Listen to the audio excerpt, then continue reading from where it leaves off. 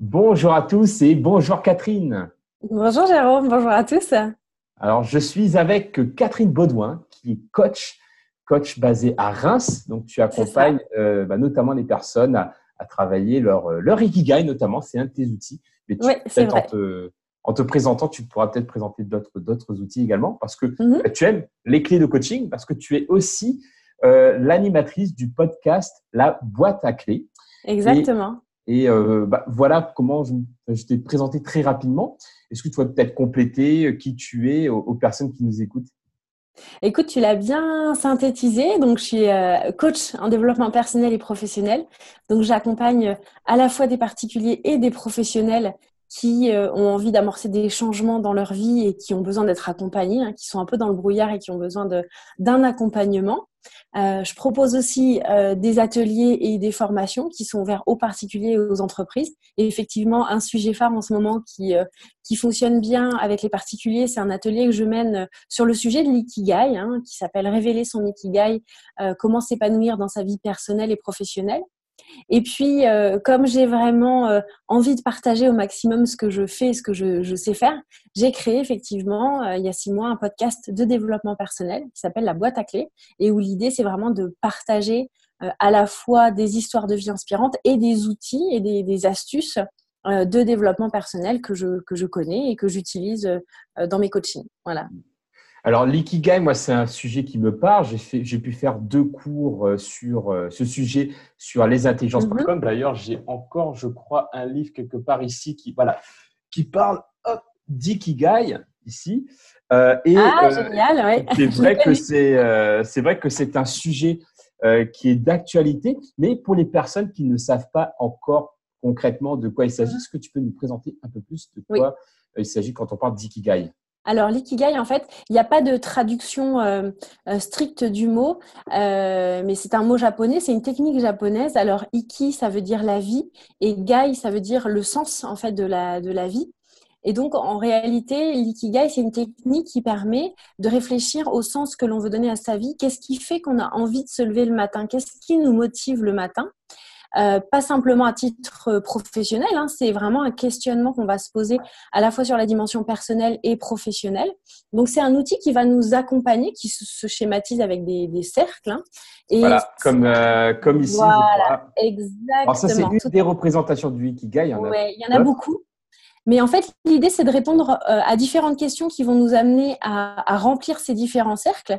Et quand on regroupe les 4 cercles principaux, et ben, on trouve son ikigai, c'est-à-dire on trouve le sens que l'on veut donner à sa vie et comment on peut justement trouver cette motivation qui fait que le matin, on va se lever sans difficulté et on va mener notre journée dans la joie dans la plus totale, si tu veux.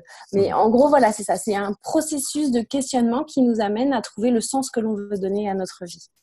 Alors, pour les personnes qui n'auraient pas accès au son, qui nous écoutent par exemple en podcast, dans ces cercles, vous avez en fait le croisement entre votre passion, donc ce que vous aimez et ce dont enfin, vos talents, en fait, votre zone Ouais, de compétence et votre zone de plaisir. Donc, c'est ça donne ça. la passion. Ensuite, Mhm. votre zone de compétence et votre zone de rémunération, ce qui donne votre Mhm. profession. Ce pourquoi vous pouvez être payé dans la vie. Ouais, c'est ça. Exactement. Après, vous avez le croisement entre justement zone de rémunération, ce sur quoi on vous paye, et ce dont le monde a besoin, donc Besoin. Mhm. votre vocation. Et enfin, donc le dernier croisement, c'est entre ce que le monde a besoin et aussi ce que vous adorez faire, votre Mhm. zone de plaisir, ce qui donne la Mhm. mission. Mhm. Donc en fait, l'ikigai, c'est quand vous êtes à la fois dans votre passion, dans votre mission, dans votre profession et dans Mhm. votre vocation. Ouais, c'est Donc, exactement ça. Mm. beaucoup de Et en questions. réalité, l'ikigai, c'est vraiment, il n'y a rien d'ultra innovant. C'est pas une méthode révolutionnaire. Justement, on revient plutôt, je dirais, au basique. Et c'est ça qui est très intéressant, c'est que on réapprend à se poser des vraies questions que parfois on oublie parce que parti dans le quotidien, dans le train-train, dans la vie qui fait que, voilà, on avance, mais on oublie parfois de se poser des questions essentielles, des questions de base. Donc, c'est vraiment un outil qui permet d'apprendre à se reposer ces questions-là. Et parfois, ça permet soit de trouver un nouveau sens à sa vie, ou soit ça permet de confirmer et simplement de se dire mais je suis bien là où je suis et ça confirme que ce que je fais, c'est en phase avec moi-même et donc je continue dans ce sens-là. Donc, c'est vraiment un outil qui est très, très puissant. Et comme tu disais tout à l'heure, c'est un outil qui nous donne envie de nous lever le matin. Et justement, en parlant de se lever le matin, il y a un sujet qui m'intéresse beaucoup parce que on va dire, cette technique qui m'a aidé notamment à gagner le championnat du monde de mind mapping, qui est la routine matinale. Moi, j'ai ma routine matinale que je présente dans mes formations et dans mes conférences. Est-ce que toi, tu as une routine matinale également? Alors, je te dirais que moi, ce qui me donne très envie de me lever le matin, c'est une douche chaude. Alors moi, à l'inverse, le terme de routine, c'est un terme qui m'inquiète toujours un petit peu parce que j'ai toujours peur de l'ennui derrière ça. Mais bref, ça c'est autre chose. Alors moi, je dirais que ma routine matinale, ça commence par ça. À partir du moment où je pose le pied par terre, j'ai besoin de prendre une douche chaude parce que je savoure réellement le plaisir de l'eau chaude sur moi. Ça me permet vraiment de me réveiller physiquement. Et puis, j'enchaîne en général avec entre 5 et 15 minutes de yoga tous les matins. Ça, c'est vraiment important pour moi. Je pratique vraiment assez régulièrement. Je pratique 3 heures par semaine en cours collectif, mais aussi tous les matins en fonction du temps dont je dispose. Mais au moins 5 à 15 minutes, c'est déjà très bien. Donc, vraiment, la première étape pour moi, c'est le réveil physique. Après, je consacre du temps à mes enfants puisque dans mon organisation personnelle, moi, je m'occupe de mes enfants le matin. Donc, je m'occupe de mes 2 filles. J'ai deux adolescentes. Donc, on déjeune ensemble. Voilà, on prend le temps de discuter, de faire le point sur la journée, etc. Et ça, c'est vraiment un moment important pour moi. D'un point de vue réveil aussi, c'est un moment d'échange qui est important. Et puis, j'aime bien aussi… je dirais me réveiller intellectuellement avant de me mettre à travailler. Et du coup, je profite du temps où je vais me préparer, où je vais ranger la maison, etc. pour écouter soit des podcasts, soit les infos, soit des conférences TEDx que j'écoute, où on n'a pas forcément besoin de regarder. Mais tu vois, il y a une forme un petit peu de réveil intellectuel qui est mon moment à moi où je m'autorise de choisir un sujet qui me fait envie et voilà, et j'écoute et ça m'accompagne dans toute ma préparation matinale, on va dire. Et puis la dernière étape qui est aussi très importante pour moi, j'attache beaucoup d'importance à la nature et à la connexion à la nature. Pour moi, c'est une dominante essentielle du bien-être. Et du coup, j'ai la chance d'avoir un chien. Donc le matin, avant de commencer à travailler, c'est la petite promenade en extérieur avec le chien. Et du coup, ça me permet j'ai la nature juste autour de chez moi. Donc ça me permet de me connecter à la nature et de bien démarrer ma journée, sauf les jours de pluie, on va dire. C'est un peu plus, c'est un peu moins agréable, mais quand même. Donc voilà, tu vois, il y a vraiment plusieurs étapes qui me permettent de me réveiller physiquement, de me réveiller intellectuellement, de me connecter à mes proches et puis de me connecter à la nature aussi. Voilà. Ok, super. Merci beaucoup pour ce partage. Comme vous pouvez voir, si vous suivez plusieurs de mes interviews, vous avez de tout en fait. Vous avez des personnes qui sont anti-routine matinale, justement, qui ne veulent pas justement qui veulent tout le temps la nouveauté. Il y en a d'autres qui, au contraire, disent voilà, moi, c'est tout le temps la même chose. D'autres qui vont porter plus attention à l'organisation, d'autres plus à tout ce qui est physique. Donc, moi, je trouve ça hyper inspirant. Donc, merci pour ton partage. Je t'en prie. Et pour moi, notamment, la routine matinale, c'est quelque chose donc ça, c'est ma vision, qui m'aide à me construire la meilleure version de moi-même. Moi, dans ma routine matinale, j'ai toute la dimension physique également, avec aussi du yoga, avec du kung fu aussi, avec une partie entraînement de l'esprit, comme la méditation, la visualisation, et tout ça en vue d'alimenter la meilleure version de moi-même, que j'appelle best self. Et est-ce que toi, tu as une vision comme ça où tu te dis, voilà, moi aujourd'hui, j'ai envie d'être au top, et dans cette version de toi au top, il y aurait par exemple trois mots-clés qui te représentent quand tu es au top. Est-ce que tu as ça? Alors, 3 mots-clés. Je dirais que la première des choses, le premier mot qui me vient à l'esprit comme ça spontanément, c'est le dynamisme. C'est-à-dire que moi, je suis une personne qui est dans l'action, qui qui est dans la prise de décision. Tu vois, il y a un sujet, il y a un projet, il y a une problématique. Moi, j'ai besoin d'agir, j'ai besoin de décider, de réfléchir. Et voilà, il y a une forme d'énergie et de dynamisme, ça qui est vraiment un élément qui me caractérise. Ça, c'est vraiment spontanément. Tu me demandais 3 mots, c'est vraiment le premier qui me vient. Du coup, le deuxième qui me vient, qui est relativement en lien avec le premier, je dirais que c'est l'optimisme. L'optimisme et aussi la joie de vivre, je dirais, parce que je suis de nature à toujours voir le bon côté des choses. Et quand il y a un nouveau sujet ou un projet, tout de suite à réussir à voir ce qui va marcher et vraiment à capitaliser sur le côté positif des choses. Il faut vraiment que quand il y a une problématique et que je le vois de façon négative, il faut vraiment que ça soit assez grave ou que le problème soit assez poussé, parce que je suis quand même tendance à voir vraiment le bon côté des choses. Donc en deuxième, je dirais l'optimisme. Et puis, t'en fous un troisième, hein, c'est ça. Oui, j'aime Un bien quand c'est en troisième, trois points. Ouais, un troisième point, je dirais l'intérêt, c'est pas forcément un mot, c'est une association de mots. L'intérêt porté au monde, porté aux autres. C'est-à-dire, je suis quelqu'un de très ouverte. Je peux pas me réaliser que par rapport à moi-même. Si tu veux, j'ai besoin d'échanges, j'ai besoin de contact, j'ai besoin de donner du sens à ma vie en ayant un lien avec les autres. Tu vois, je me nourris des relations avec les autres, et c'est là où, entre guillemets, je pense que je performe. Donc voilà, je dirais que c'est ça. Donc oui, donc ce qui rejoint quelque part ton métier de coach et formatrice, où tu es en contact avec les gens, tu aides les personnes à grandir, enfin, tu contribues Mm. à aider les personnes à grandir, ce qui rejoint aussi cette notion d'ikigai, parce que C'est ce que j'allais dire. J'allais dire, ben, tu vois, en fait, moi, mon Ikigai, il est confirmé. Parce que je l'ai refait récemment, parce que l'ikigai, c'est un exercice qui est intéressant à faire régulièrement voilà, pour confirmer justement. Et je l'ai fait il y a assez récemment, et ça confirme toujours que je suis effectivement bien dans mon Ikigai, c'est vrai. Alors oui, on revient là-dessus, mais ça m'intéresse. Comment toi tu refais? C'est-à-dire tu prends une feuille et tu dessines tes ronds et tu mets tes mots-clés. Comment tu te questionnes sur ton ikigai?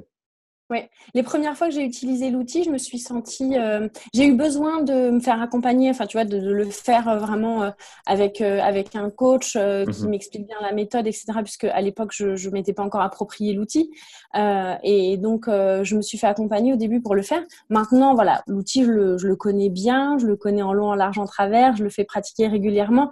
Donc oui, j'arrive à le faire assez facilement. Mais ce qui peut aussi être un biais, c'est-à-dire que du coup, je fais toujours très attention de ne pas être, comment dire, de pas orienter mes réponses finalement, tu sais, d'être conditionnée par ce que je fais aujourd'hui, et réussir à faire page vierge, si tu veux, quand je me pose les questions. Donc ça demande un petit effort intellectuel quand même.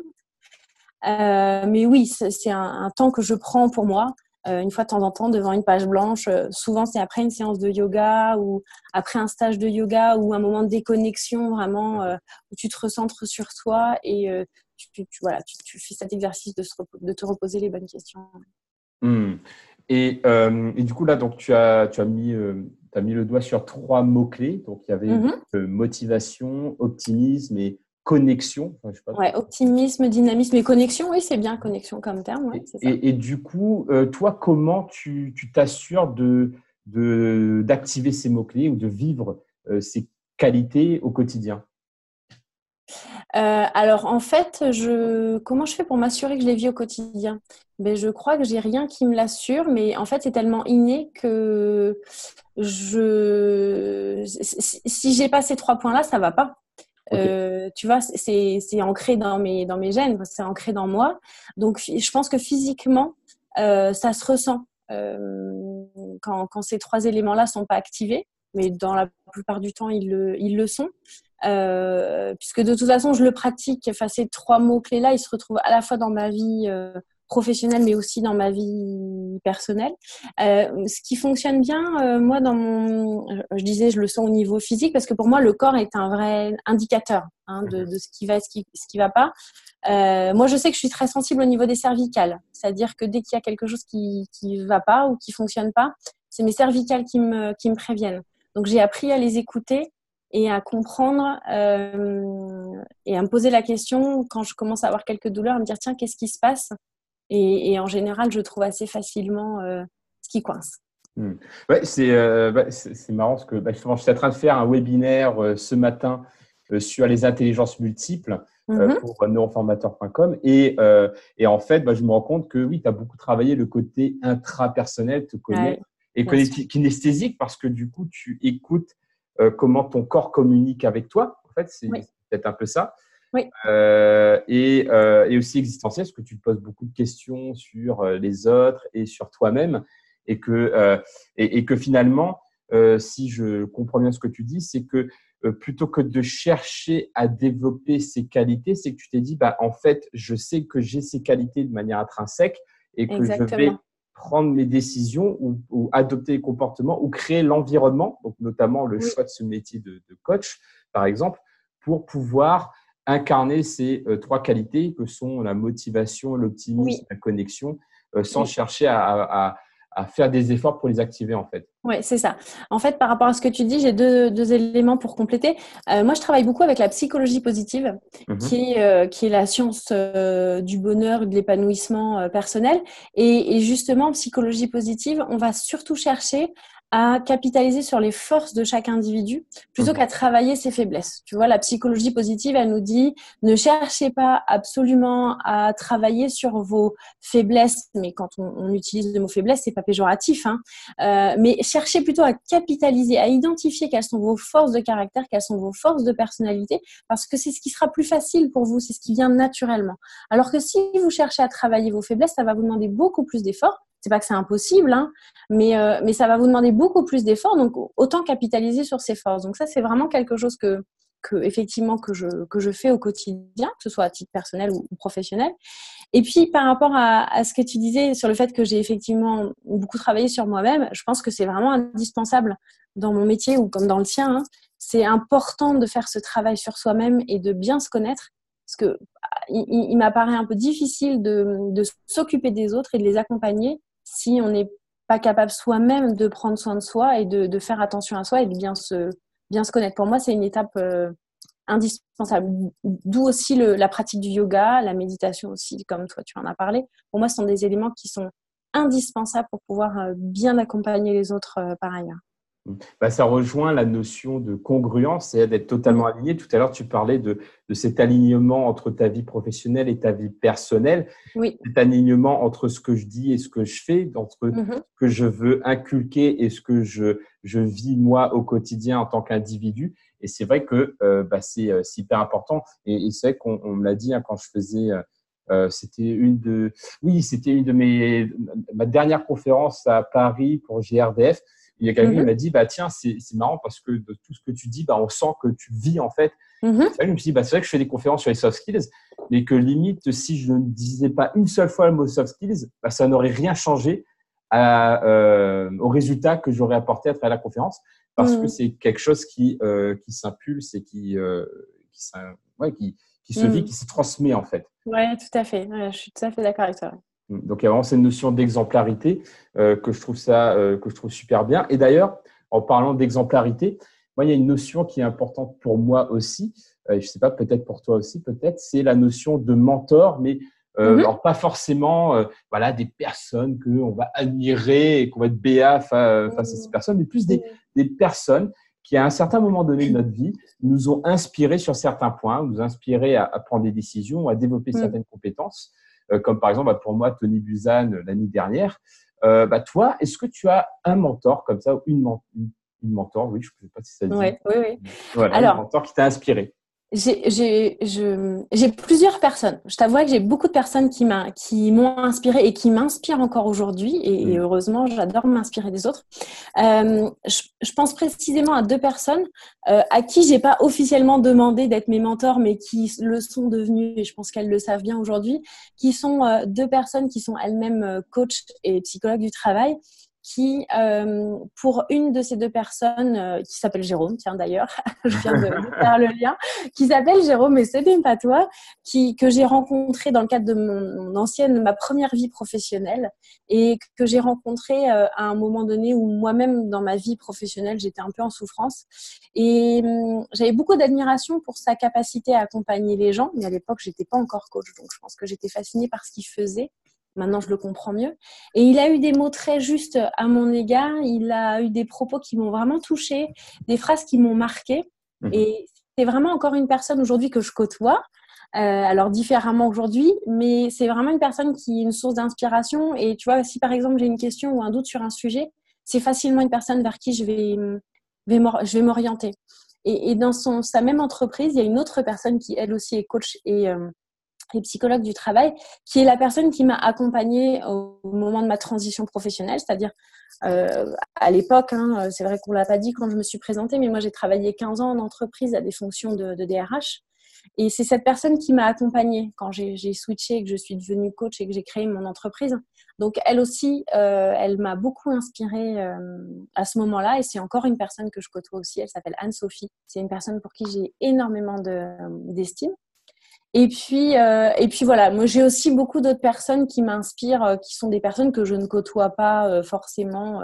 Je parlais tout à l'heure de la psychologie positive. Moi j'ai Florence Servan-Schreiber qui est une personne, qui est une experte en psychologie positive que j'apprécie beaucoup et qui m'inspire beaucoup dans tout ce qu'elle fait. J'ai eu l'occasion de la rencontrer quelques fois, mais on ne se côtoie pas plus que ça. Donc voilà, il y a des personnes comme ça. Quand j'étais petite, mon mentor, c'était Mary Poppins. J'aime bien raconter ça. Okay. J'étais très, très inspirée par Mary Poppins, sans trop savoir pourquoi. Maintenant, je le comprends un peu plus, parce que finalement, quelque part, elle a un petit peu une casquette de coach, Mary Poppins. Et voilà, elle m'inspire aussi toujours aujourd'hui. Super, merci pour ce partage. Mais c'est vrai, comme tu dis, en fait, moi, il y a deux choses que je retiens dans ce que tu dis. C'est que pour en fait s'inspirer des gens, on n'est pas obligé de les côtoyer. Par exemple, Non, bien sûr. On peut s'inspirer de sportifs de haut niveau, etc. En lisant fait. leur bio, en écoutant leur podcast. Moi, j'écoute beaucoup Tim Ferriss. Alors, je connais pas cette personne-là à titre individuel, mais je sais qu'elle m'inspire beaucoup. Donc, ça, c'est le premier point que j'ai retenu. Et deuxième, c'est que quand on côtoie un mentor, c'est pas forcément quelque chose qu'on va demander. C'est vrai qu'il y a des personnes qui viennent me demander, tiens, je veux que tu sois mon mentor. Mais moi, qu'est-ce que ça veut dire être son mentor? Et est-ce que c'est, quand c'est comme ça, mettez-vous à la place de la personne. Vous arrivez, vous demandez quelque chose, vous demandez du temps, de l'expertise d'une personne déjà très occupée. C'est pas forcément la meilleure manière. Donc, je dirais que la meilleure manière pour avoir des mentors, en tout cas moi, c'est comme ça que je fonctionne, c'est une collaboration. Alors, une collaboration, c'est pas forcément payer le service de quelqu'un ou vendre son service, etc. Ça peut être tout simplement une interview. Voilà, moi, j'aime bien m'inspirer des gens en les interviewant. Mais c'est une forme de collaboration, en fait. Bien sûr, tout à fait. Ça, tu le connais très bien aussi parce que tu fais également des interviews. C'est ce que je fais aussi pour mon podcast, oui, tout à fait. Ouais. Et du coup, pour moi, c'est plus comme ça que fonctionne une connexion avec un mentor. C'est à travers la co-création, la contribution, plutôt que de la demande, en fait. Oui, c'est ça. Tu sais, moi, je pense que les choses se font naturellement. Il n'y a pas de hasard. Tu vois, comme je te disais tout à l'heure, moi, Jérôme et Anne-Sophie, c'est pas des personnes que je suis allée voir en leur disant « Est-ce que vous voulez être mon mentor ?» Mais voilà, il y a une forme de connexion qui s'est faite entre nous. Je sais qu'on s'apprécie énormément, et personnellement et professionnellement. Et voilà, encore une fois, ils n'ont pas la casquette de mentor, mais voilà, quand j'ai besoin, je sais que je peux les appeler, que dans la mesure du possible, ils vont m'aider, ils vont répondre à mes questions. Et inversement aussi, ça leur est déjà arrivé de me solliciter pour des questions. Et alors qu'on ne s'est jamais dit, voilà, tu es mon mentor, mais voilà, il y a une connexion qui se fait, il y a un feeling qui se fait. Et pour moi, ça, c'est vraiment hyper important. Clairement. Et après, on peut s'inspirer, pas que des personnes, on peut être inspiré par, tu parlais de Mary Poppins, de histoire, en fait. Est-ce que toi, il y a un livre qui t'a marqué plus que d'autres, justement, pour t'inspirer dans ton parcours? Alors, la question des livres, c'est toujours une question qui me frustre un petit peu parce que moi, je suis une passionnée des livres. Je suis vraiment une mordue des livres. D'ailleurs, je suis un petit peu frustrée en ce moment parce que je manque cruellement de temps. J'ai une pile assez haute de livres qui m'attendent. Il y a la lecture rapide, sinon, pour aller oui, plus vite. je m'y intéresse de plus en plus. Je sais. Je dirais que oui, alors j'en ai quand même deux spontanément qui me viennent très en tête, dont un, j'ai parlé tout à l'heure de Florence Servan-Schreiber. Son livre 3 kiffs par jour, c'est un livre que j'ai dû lire déjà 4 ou 5 fois, enfin lu ou écouté en livre audio, parce que je l'ai... bon, la première fois que je l'ai découvert, ça a été une vraie révélation, et après j'ai eu besoin de le relire ou de le réécouter pour comprendre et entendre d'autres choses, tu vois. En fonction des étapes de la vie, on n'entend pas forcément ou on ne lit pas les mêmes choses. Donc celui-ci, c'est un livre que j'apprécie beaucoup, qui a été vraiment révélateur pour moi. Et il y en a un autre qui se rapproche dans la thématique, mais là qui est plus sous format d'un roman, qui est Le moine qui vendit sa Ferrari. Qui est à la fois un roman, mais aussi un peu théorique, parce qu'à la fin de chaque chapitre, il y a un petit rappel des éléments clés à comprendre et à retenir. Et du coup, j'aime beaucoup ce format. Et ce livre-là m'a énormément inspirée. Ouais. Oh, ok, super, super pour ce partage. J'ai noté les 2 ouvrages, ça va peut-être m'inspirer pour le site lesintelligences.com. Ouais. Super. Et enfin, dernière question que j'aime bien poser de temps en temps pendant mes interviews, c'est imagine que tu aies le super pouvoir, je suis un peu geek, mais imagine que tu aies le super pouvoir de pouvoir remonter dans le temps. D'accord. Et te donner un conseil à toi il y a 10 ans. Qu'est-ce que tu te dirais? Alors, il y a 10 ans, je me dirais, eh ben écoute, je pense que je me dirais exactement ce que mon fameux mentor m'a dit, Jérôme, parce que ce qu'il m'a dit à l'époque et qui m'a énormément marqué, c'est Catherine, peu importe ce que tu vis justement dans ta vie, que ce soit une problématique relationnelle ou autre, mais en tout cas, tout ce qui t'arrive dans ta vie, il y a forcément un cadeau derrière ça. Il y a toujours un cadeau dans les situations. C'est juste que quand tu vis la situation, tu vois pas forcément le cadeau parce que tu es dans l'émotion et tu n'es pas dans la mesure de voir ce qui se cache derrière le cadeau. Ça a été extrêmement révélateur pour moi puisque quand il me l'a dit, j'étais dans une situation professionnelle inconfortable et tu vois, j'étais dans la colère et j'arrivais pas à m'en sortir. Et du coup, maintenant, aujourd'hui, que j'ai vraiment infusé ce conseil-là, ça me permet de prendre un certain recul quand je vis une situation, d'interpréter les choses en fait différemment. Tout est une question d'interprétation dans la vie. Et du coup, aujourd'hui, quand je vis une situation, je me pose toujours la question, bon, il est où le cadeau là? Tu vois, alors souvent, ça fait rire beaucoup de gens parce que du coup, je l'utilise vraiment même avec mes amis, avec mes proches. Et parfois, il y a des situations où tu peux effectivement pas voir le cadeau. Mais tu te poses quand même la question, ça permet de prendre du recul. Et voilà, donc je me donnerais ça comme conseil, apprends vraiment à voir quel cadeau se cache dans chaque situation.